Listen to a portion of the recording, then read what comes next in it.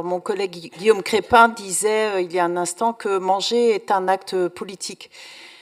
Alors, décidément, les gouvernements macronistes successifs ont du mal avec les sujets de l'alimentation. Alors, je ne vais pas parler du renoncement et de ce qui a été biffé dans le cadre de la stratégie nationale pour l'alimentation, la nutrition et le climat, où il a été biffé la mention sur un objectif de réduction des produits ultra-transformés. Je ne vais pas parler de ça. Je ne vais pas parler au niveau de l'Union européenne du renoncement et à l'étiquetage sur les nouveaux OGM.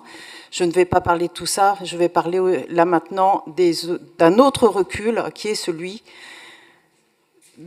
sur les PAT, alors que la ministre de l'Agriculture et de la Souveraineté alimentaire, Annie Genevard, annonçait en grande pompe cet été, pour un grand réveil alimentaire, encore investir 10 millions d'euros en 2025 dans le dispositif de soutien aux PAT.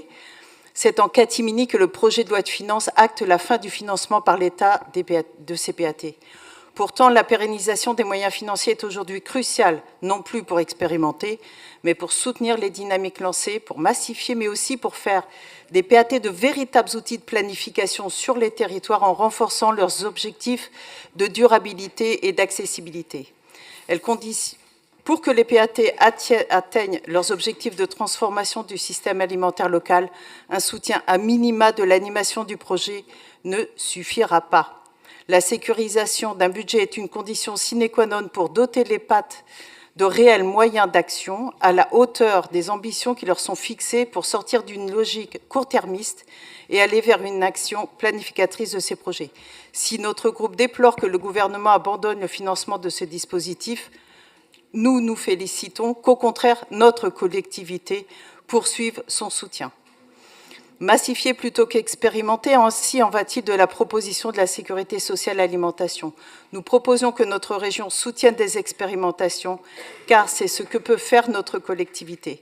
Mais des expérimentations, il y en a déjà eu un peu partout. Blois, Nogent-le-Rotrou, et il y en a d'autres en projet. Ce dont nous avons vraiment besoin maintenant, c'est d'une décision politique nationale, que le législateur, le gouvernement, fonde une nouvelle branche de la sécurité sociale dédiée à l'alimentation.